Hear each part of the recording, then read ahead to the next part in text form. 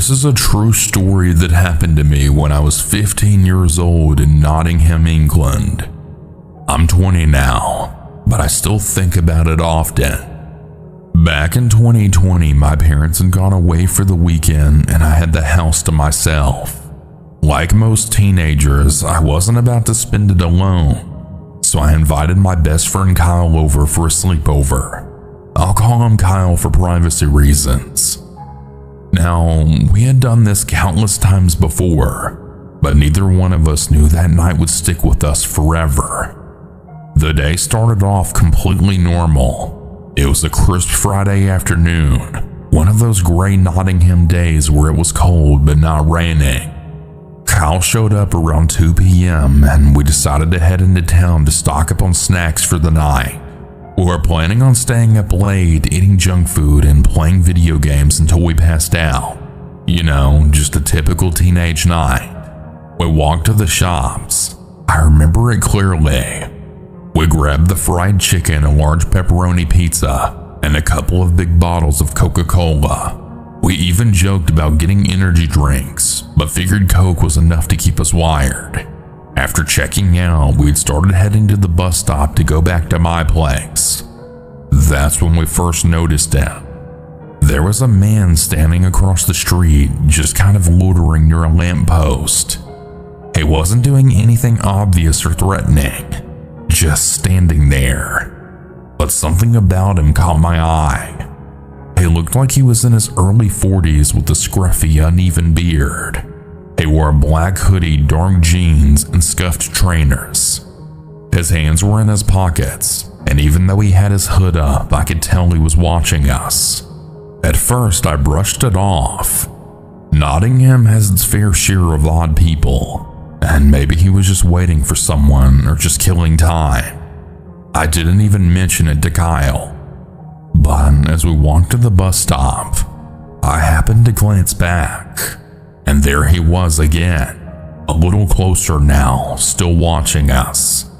I remember saying something casual like, "Hey, don't look now, but that guy's been behind us for a bit." Kyle turned suddenly and spotted him too. His expression immediately changed from relaxed to serious. We both agreed that it was probably nothing, but just to be safe, we decided to take the next bus, even if it wasn't the exact route we had planned. When the bus came, we got on quickly. I sat by the window and anxiously scanned the street. The man didn't follow us onto the bus, which was a relief. We figured maybe we were just being paranoid kids. By the time we got home, the sun had just started to set, and we were back in that sleepover mood.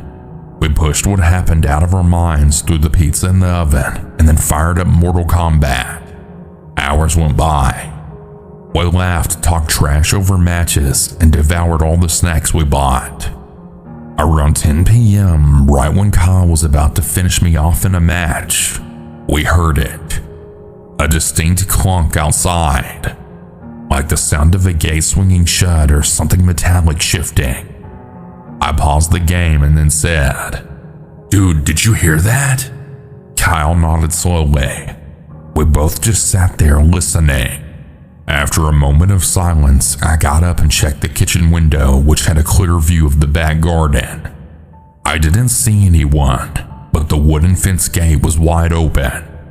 I always closed the gate. Always. Telling myself it was probably just the wind or maybe a stray animal, I slipped on my trainers and stepped out into the backyard. The night air was freezing and still.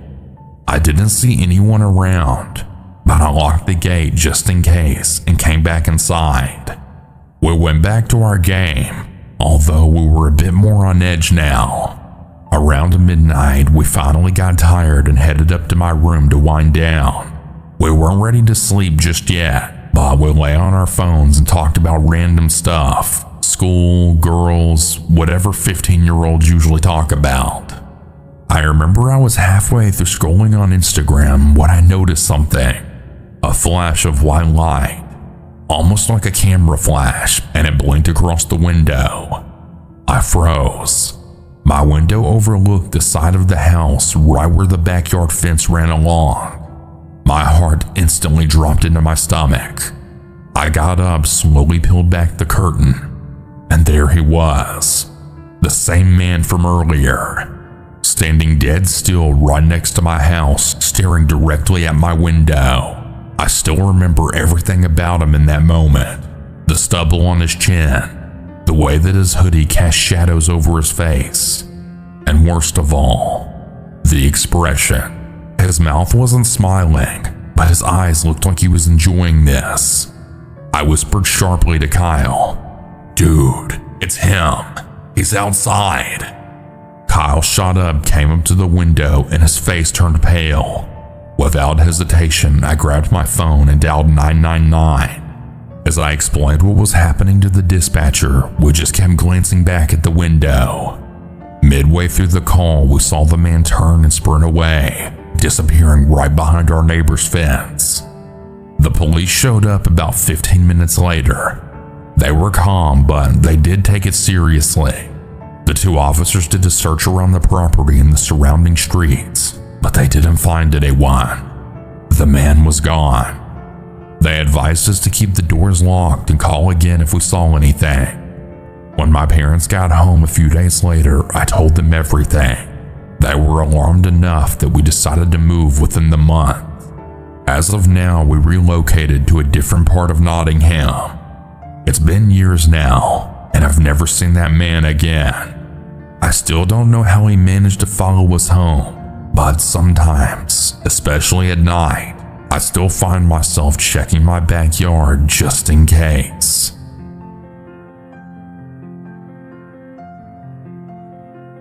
My name is Jennifer. The story is from 2022 when I was working at GameStop. For context, I was a 21-year-old woman at that point. My hair was dyed bright blue, and I was short and fairly busty. I got hit on quite a few times, which I kind of expected working at GameStop. But this was different. It was a summer night, and I was closing the store by myself. I had been organizing the go-backs when the door opened. "Hey, welcome to GameStop," I said. In front of me was the tallest, greasiest man I've ever seen. Let's call him Greg. He came up to my counter and put his arm up, like he knew me or something. It was all alarmingly casual. "How can I help you?" I asked him. "Oh, just looking to trade this in," he replied, setting down a bag. He opened it to reveal a PlayStation 4. We had started chatting a bit, as is typical when I'm wiping down a console and want to make sure the customer hasn't changed their mind. As I'm asking him if he's brought an HDMI to go with the system, he then goes, "Hey, I know this is random, but can I have your number?" I have to stop what I'm doing and look at him. I'm the only other person in the store, and I'm not really sure what to do. But I tell him that I'm not comfortable with that. Greg keeps pushing. "Okay, well, how about your Discord then, cutie? You've got to have one of those, yeah? Come on, I want to set up a time to meet up." The way he said meet up has always stuck with me. The way he was eyeing me, it made me feel like a piece of meat. I inform him that I have a boyfriend and that I'm not going to give him my Discord. But Greg persists. It being close to the end of the night, I just want to get him out of here so I can return home and go to sleep. Stupidly though, I gave him my Discord. I know that I shouldn't have, but at the time I was stupid and I felt threatened as the only person in the store. Now, we have a policy where if you're trading in a system, we need an ID just to make sure it isn't stolen or something. I was entering the information on his ID for the trade when he asked me if I really did have a boyfriend. I did and still do. I informed him that yes, I did, and that we'd been dating for almost 2 years at that point. "Oh, I see. Is this serious? Where did you guys meet?" he asked. I was starting to become more uncomfortable as time went on. What did he mean by asking if my 2-year relationship was serious? "Yeah, it's pretty serious," I told him, looking at his ID. "We met in a college class online. I'm still not sure why I told him that. I guess it was just to make my very real boyfriend seem more real to him. So that's where I meet blue-haired cuties like you. Greg chuckled. It was then that I noticed his date of birth. He was 37, talking about going to hit on college girls at a class. I, being more than creeped out, handed him back his ID. I'd like to think that now I'd have told him off, but at the same time I was very non-confrontational. It took what felt like forever, but I got him his cash and sent him on his way to lock up the store. I sighed and started to clean up, turning on some music to calm myself down. I wasn't looking at my phone very much, since there was a lot of cleaning to do. But when I checked, I had 25 messages from him. Hey cutie, you want to get some drinks when you're off? It's me, Greg. I'll be waiting in the lot. Smiley face emoji. I panicked, all color draining from my face as I looked out the window to see, well, Greg. He was sitting by his car. He had been waiting for an hour to see me after work. I don't doubt that he was watching me too. Freaked out, I ducked back into the back room to call my boyfriend. I figured if I was on the phone with him, not only would it verify that he was real, but that Greg wouldn't bother me. I put him on speaker and then locked up the place, making sure to call him babe and baby, crap like that. But I guess Greg had gotten tired of waiting, because his car wasn't in the lot when I locked up. I was a bit shaken the whole drive home, but when I got home he had texted me again. Hey, where did you go, cutie? I got us some McDonald's. What the hell? I called my boyfriend back, totally freaking out. I was practically sobbing. My boyfriend has always been so much better about standing up for himself and me. Thank God for that. He asked for Greg's information and told him to screw off. I was about to block Greg when I got another message. You bitch, stop lying to me. I don't even know why, but I responded. I'm not lying about anything. I'm going to block you now. Screw off. I received one last message from him. You're such an ugly woman. You're lucky a guy like me is even interested in you. Screw you. I hope someone assaults you. I decided then to just block him, something that I should have done the second he left the store. I had off the next day, luckily, but when I came in the next day, I was informed that a guest had a complaint about me. Apparently, Greg had told me to come in on my day off and complained to the manager that I had done the trade wrong somehow and had been very rude. I then informed my manager of what had all happened, and she understood. She knew me very well, and she knew that I was a very chill person and very calm with customers, so she checked the trade herself just to make sure it was all right, and sure enough, it was. I'm extremely lucky that I didn't see Greg again after this. Whenever I worked the night shift, I was always so scared of seeing him. So yeah, Greg, screw you. Don't go creeping on GameStop cashiers, or anyone for that matter, and screw off. I'm so much more ready to mess you up if you try anything else, and I don't need my boyfriend to do it for me.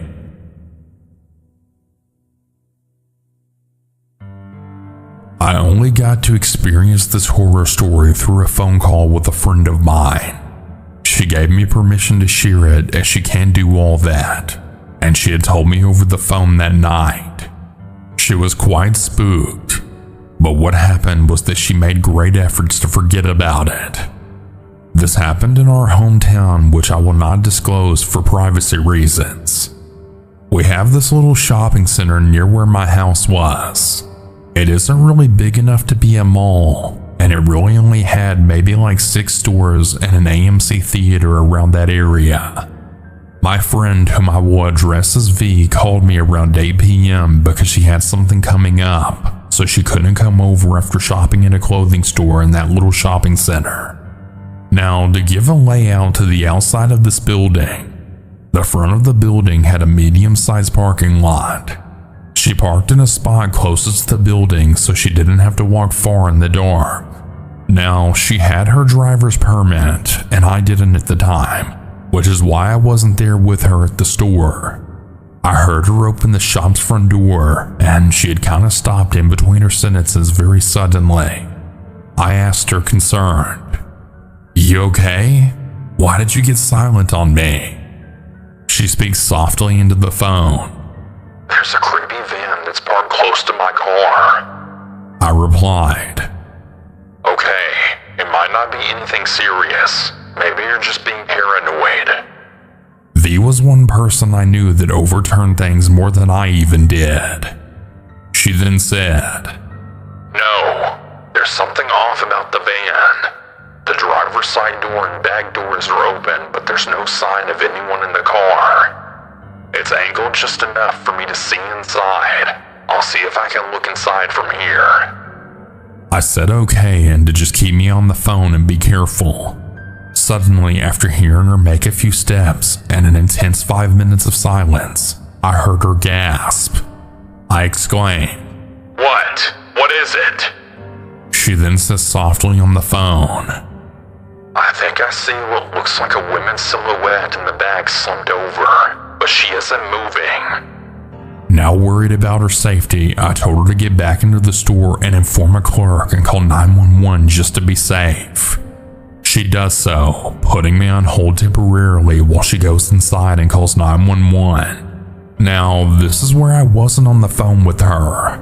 She explained to me this part of the story with me afterwards. After she got inside, both a clerk and her tried to get a hold of the cops. She looked out the clear glass doors in front of the building to only see one man suddenly in the car on the passenger side, which she didn't see before. Another man suddenly bolts from behind the car where she couldn't see and closes the back doors, then hops into the driver's seat and starts the car. Meanwhile, the cops were just minutes away and she could hear the sirens in the distance. Well, the suspicious van zooms out of there fast, and the cops arrive, and suddenly both V and another person who were watching told the cops that they just drove off, then pointing them in the direction in which they headed. One cop car stayed behind to get more information, while the other sped off to try and catch the van, calling for backup. Luckily, after putting me on hold, V thought it was wise to take a picture of the license plate from afar just in case.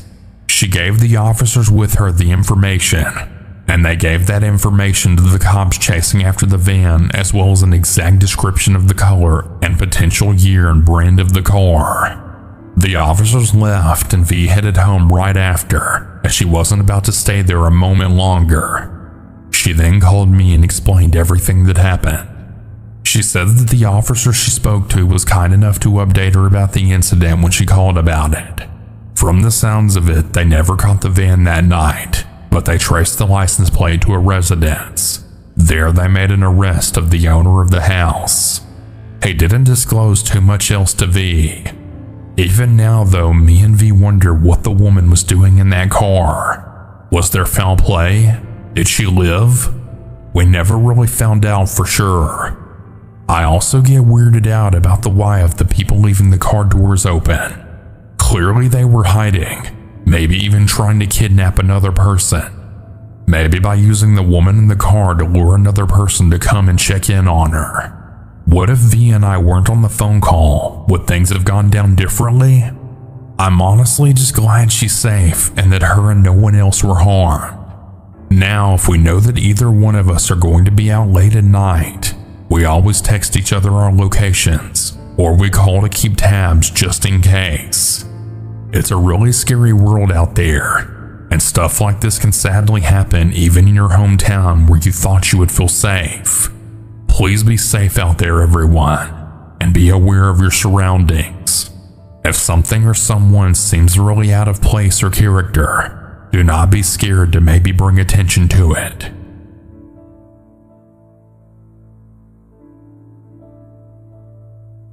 This started in the summer of 2024. My friend was visiting her mother and came to my city from another one. We hang out occasionally, so I went to see her. We spent the day together. It was really nice like usual. We both are stoners, so we also smoked some weed. The encounter started when we were waiting for her bus to come so she could go to her mother's house.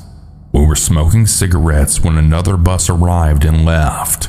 A man came from the bus and walked up to us. He asked if we had a spare cigarette, and my friend gave him one. We thought he would leave, but no. He stayed and started talking to us. A little bit about me and my friend. We both were 17-year-old teenage girls at the time. As I said, we had smoked weed. He asked us things like how old we were, where do we live, where do we study, etc. My friend and I tried to answer in vague ways, saying something but not too much. He told us that he's 25 years old from Bangladesh and came to study in our northern European country on a student visa. He told us where he's studying, which happened to be very close to my school as well as the same school where my older sister studies. My friend's bus came and she had to leave. We said our goodbyes and she left. I tried to tell the man that I had to go home, but he stopped me. He asked if he could get my number, which I tried to politely decline. He insisted, and I was high and already feeling weird about him. I decided to take his number and promised to text him later. After that, he asked if I wanted to go to McDonald's near us, but I declined as I didn't have any money. He offered to pay for me, but I again reminded him I had to leave. The man then finally left me alone. At the time, I had an 8 p.m. curfew, but it was about 7 p.m., so I didn't feel like leaving yet. I stayed close to my bus stop for a while when the same man came up to me and started talking to me yet again. He asked why I hadn't messaged him yet, and I told him that I hadn't had the time yet.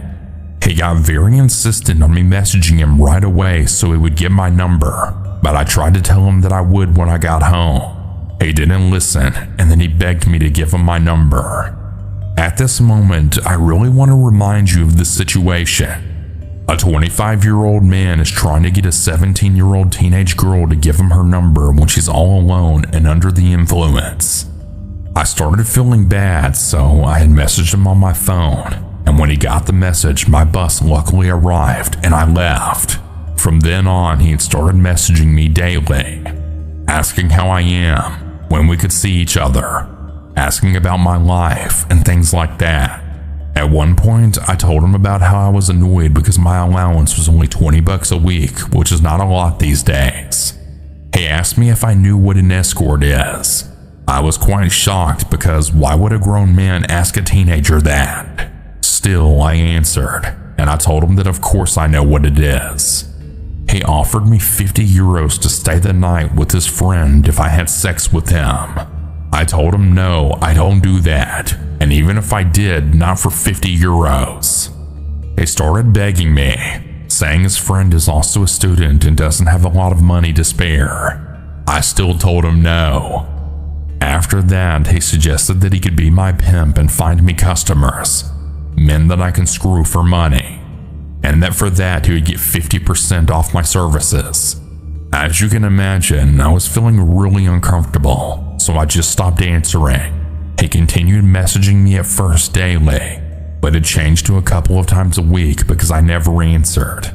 He would try to call, but I ignored those as well. After it had been over a month of this, I just blocked his number. I felt relieved and free. I sometimes would see him in the city center, but would just quickly turn around or hide so he wouldn't see me. I thought it was over, until I saw a message from an unknown number that had a Bangladesh area code. I right away knew it was him. He asked me why I blocked him, and again he was texting almost daily and calling started. I was really pissed off and decided to send a message. I told him he was a creep and disgusting. I told him to leave me alone and threatened to make a police report if he ever contacted me again, and I blocked him. After that, he left me alone and I was finally able to just continue on with my life. But if it was just that, I wouldn't have written this out for you all to hear. Yesterday, over 7 months after I sent him the last message, I saw him again. I'm currently living in a different part of the city than before. I also turned 18 recently, and I live on my own. I decided to go to my friends who live on the other side of the part of the city where we live. I walked to the store and picked up a couple of things for myself and the friend. After that, I walked to the bus stop. I had about 25 minutes until the next bus came, so I just stood there with my headphones on, listening to none other than Southern Cannibal while smoking my cigarette. I'm a very paranoid person, so I pay attention to my surroundings. I had been waiting for about 5 minutes when I saw a car driving with the passenger window down very slowly towards me. The car stopped in front of me, and there he was, the man from Summer. He started talking to me like nothing had happened, asking how I am, do I remember him, where am I going, and finally, why did I block him? I told him the truth, that his messages had made me really uncomfortable, and that I felt better blocking him than staying in contact. He apologized and asked if I needed a ride. I declined and told him I was waiting for my bus. Basically what happened was that he again and again ignored me, saying that I didn't need a ride. I probably told him that about 5 times in 2 minutes. He then asked if I could unblock him, and I told him that maybe when I'm at my destination. He again offered to give me a ride and to help me unblock him. I declined. He asked where my friend lived, and I just told him at the end of a random street. He asked for the address, but I told him that I don't remember the address. I only know how to get there from my memory. I started getting really uncomfortable and feeling anxious as he wasn't listening to me. Luckily, suddenly he just made me promise that I would unblock him when I'm at my friend's house, and I promised him I would after he left. The moment I couldn't see him anymore, I just broke down. I didn't even realize how scared I was until I was able to show it. I quickly sent my friend a message telling what happened, and she helped me calm down. In the end, I got to my friend's house safely without the creep following me. I also sent a message to the friend who was with me the day we met the creep, telling her what happened. What I've learned from this, and what all people should learn, is that no is a complete sentence. You don't owe an explanation to people that make you feel uncomfortable. You do not have to give anyone your number if you don't want to. Blocking is free and acceptable if you don't feel safe or comfortable. I learned a lesson from this. I was wondering if I should just unblock him for a moment to tell him to leave me alone and keep driving if he ever sees me, and then just block him again. But my friend told me not to. If any of you have a similar experience like this, please just stop it before it gets out of hand. It's okay to tell someone no.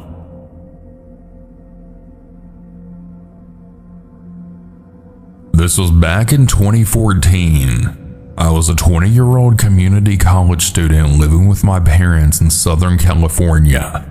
I had a tight-knit group of stoner friends. There were 5 of us, myself included. We're all still best friends today. Like all bored suburban kids, our days hanging out usually consisted of loitering in the parking lots, getting stoned, and going to parties when we could. We had a few smoke spots around town we would go to and get high at. Our main spot was a place we called the Sewer Lair. It was a giant storm tunnel at the end of the trail in this canyon area behind one of the local neighborhoods. It was secluded and we could be as loud as we wanted since there were no houses nearby.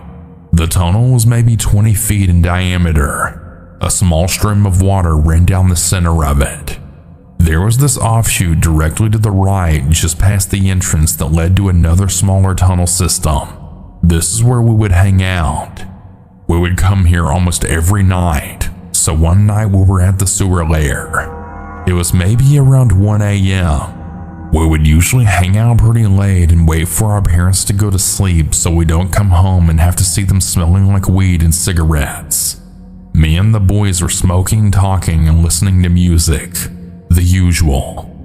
Except this night, water was draining from one of the tunnel systems further down. It was pretty loud. It sounded like a small waterfall. We don't get much rain in California, so it made sense that this would only happen once in a while. A few hours in, one of the guys kept looking over at the main tunnel. Says he thinks he's hearing voices.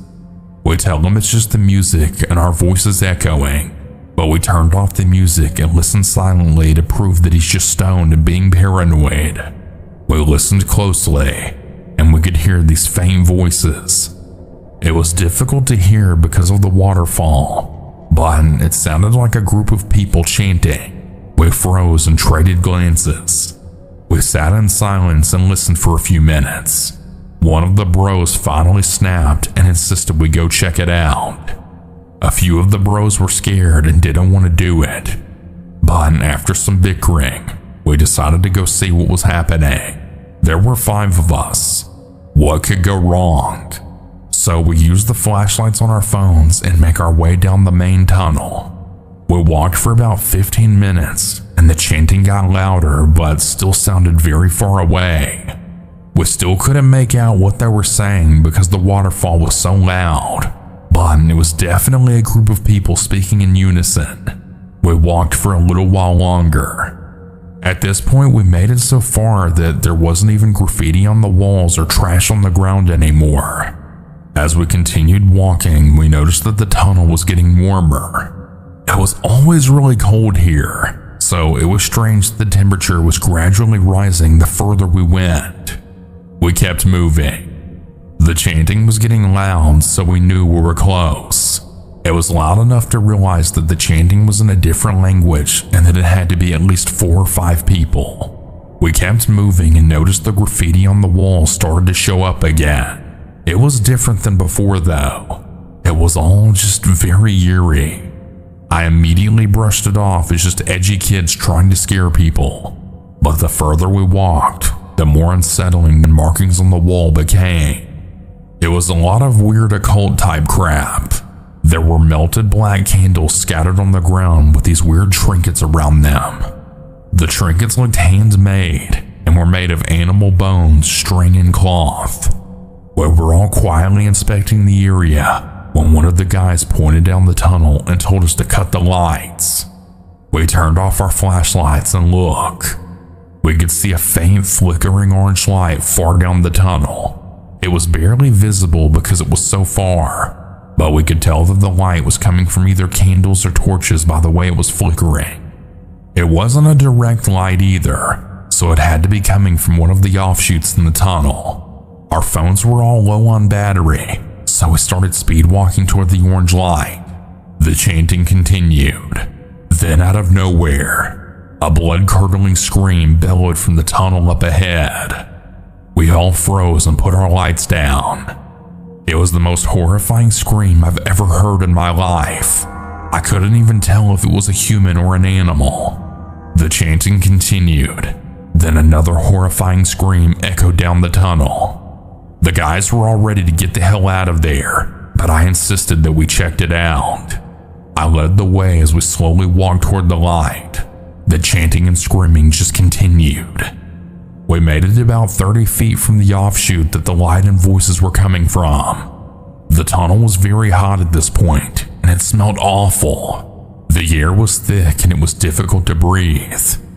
We were sweating, and it felt like we were suffocating. We inched our way toward the offshoot as the chanting continued, flinching every time there was another awful scream. The screams had become increasingly more violent and non-human sounding. We were all lined up with our backs against the wall of the main tunnel in front of the offshoot. The chanting and screams were coming from right around the corner. The boys gestured at me to take a peek. I took some deep breaths. My heart was pounding. I quickly peeked in for a second and then pulled back. This offshoot was exactly like the one at the entrance we would hang out at. At the center was a naked man on his knees and his hands on the ground and his back to me. He was covered in dirt and sweat.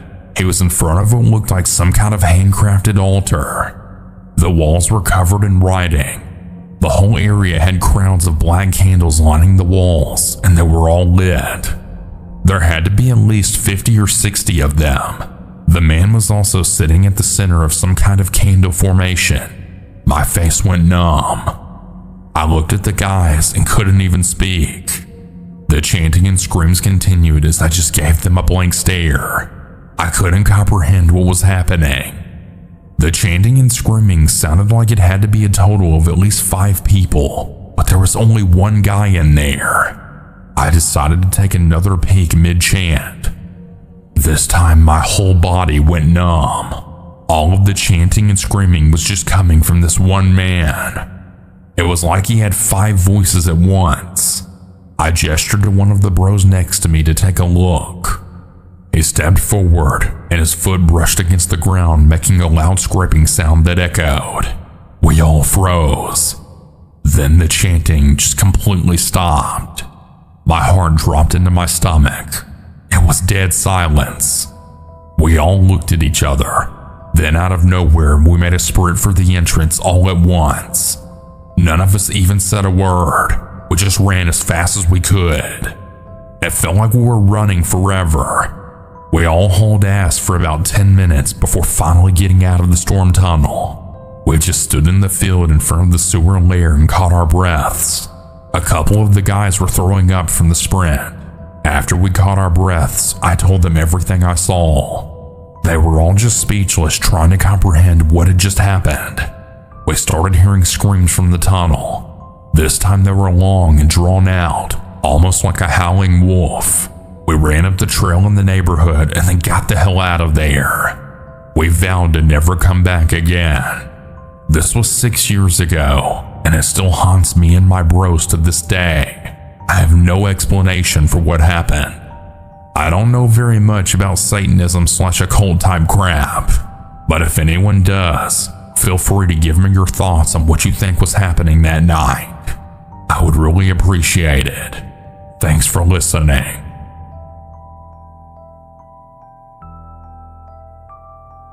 I hope everyone had a good Labor Day weekend.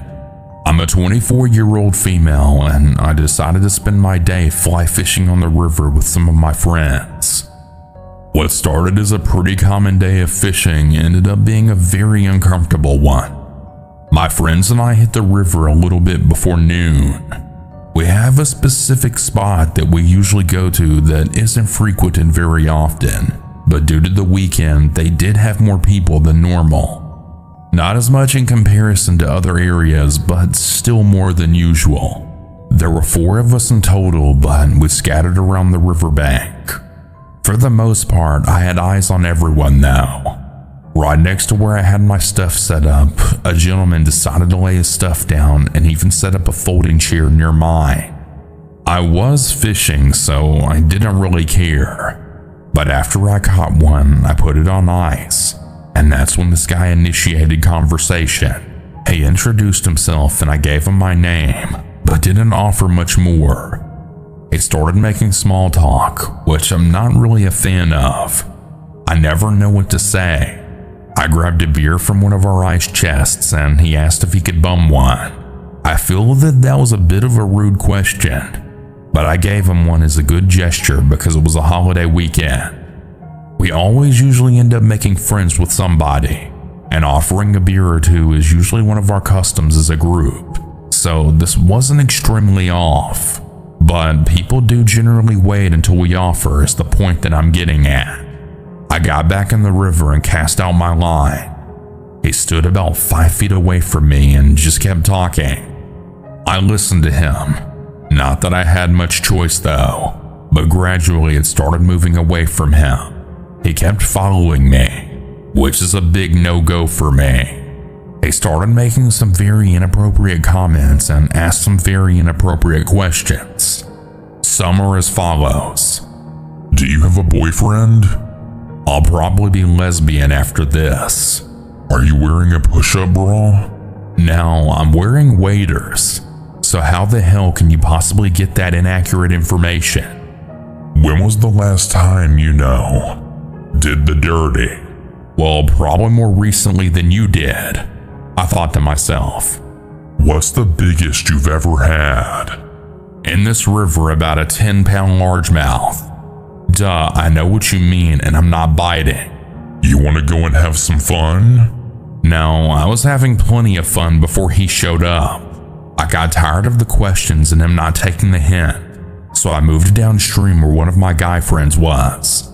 I told him the guy was bugging me and I needed to find a new spot. My friend started waddling out of the river to go talk to him, but he had moved away by that time. With the guy gone, we were able to continue fishing in peace now. After a couple more hours on the river, we collected our belongings and headed back to the parking lot of the fly shop we're parked at. Moving all of our gear back and forth took about an hour by itself, and in that time, I noticed that the creep was still around. I told my friend about him again, but I stopped him and my other friend was going over to him. Didn't seem worth the trouble. Plus, the guy stood at about 6'4" to 6'5" based on my observations, and I just didn't want anyone getting hurt on my behalf. After about another hour, we all parted ways for the time being, but we were going to meet up later to cook our catch. I went into the fly shop to grab a Coke, which left me as the only remaining one from our group. This is where the story gets scarier in my opinion. I was at my truck and removed my waders and then threw them in the back. Then I grabbed a t-shirt from my bag to change into. Lo and behold, look who walks up. Here my dumbass is alone in the parking lot and not close enough to the shop to go for help. And then this creep then says, "Fire titties you got there." And he refers to my shorts as coochie cutters. He was getting dangerously close to me, so I told him to get away. When he continued, I officially felt threatened. Thankfully, your girl packs heat, and I grabbed my pistol from my truck and gave him 45 reasons that he would be making a mistake. He immediately turned around and said he was joking. He then proceeded to speed walk back towards the tree line. So yeah, there I was, boots, shorts, and a sports bra, pointing a 45 at the ground and threatening a creep. Wouldn't my dad be proud of his daughter? I drove away feeling surprisingly normal, but pulled over at one point and started crying. I hate crying. It's such a girl thing to do. Kidding, of course. I pulled into a gas station on my way home when I saw a wildlife and fisheries agent, where I explained the encounter and filed a report. He told me that he would contact the sheriff's office, who did reach back out to me this morning, where I filed a separate report. Unfortunately, I know how police reports go, and I know this guy won't even be investigated. And I do think I dodged a bullet, and so did he. From now on, I'll be sure to keep company with me until I'm ready to leave.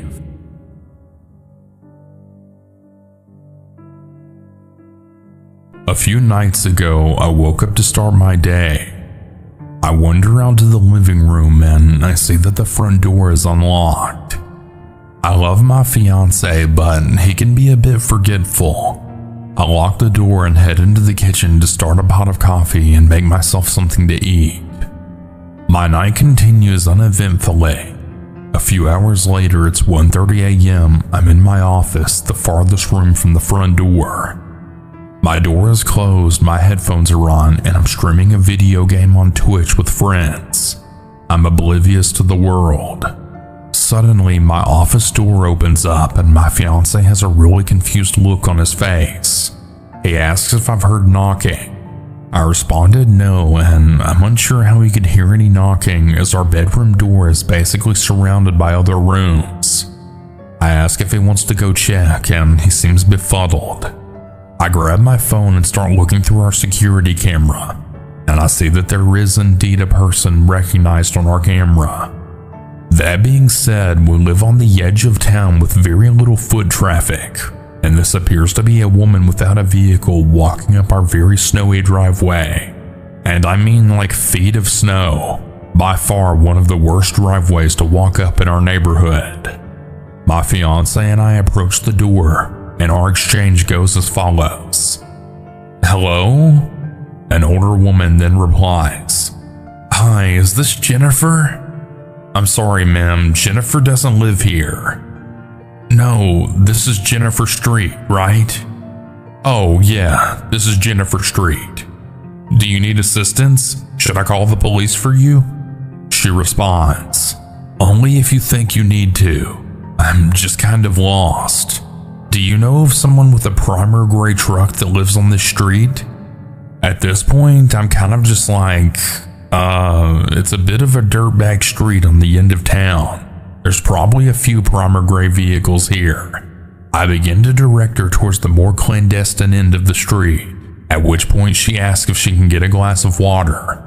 My fiance, who had been completely silent up until this point, then responded firmly, "No, I'm sorry, ma'am."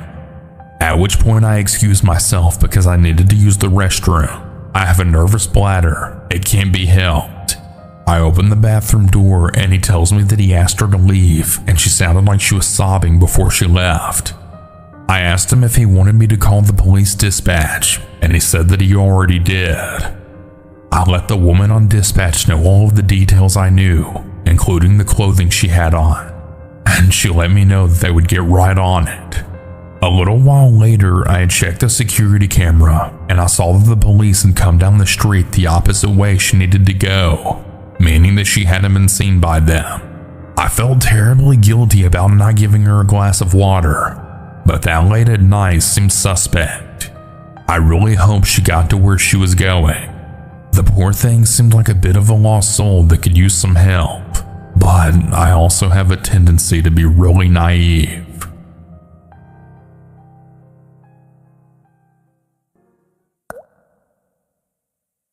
Hey everyone, hope you all enjoyed today's stories.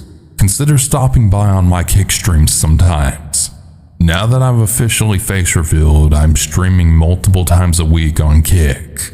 And yeah, it'd be pretty cool to have you there. It's a pretty fun time, so consider stopping by. Anyways, hope you all have a good day. And remember to always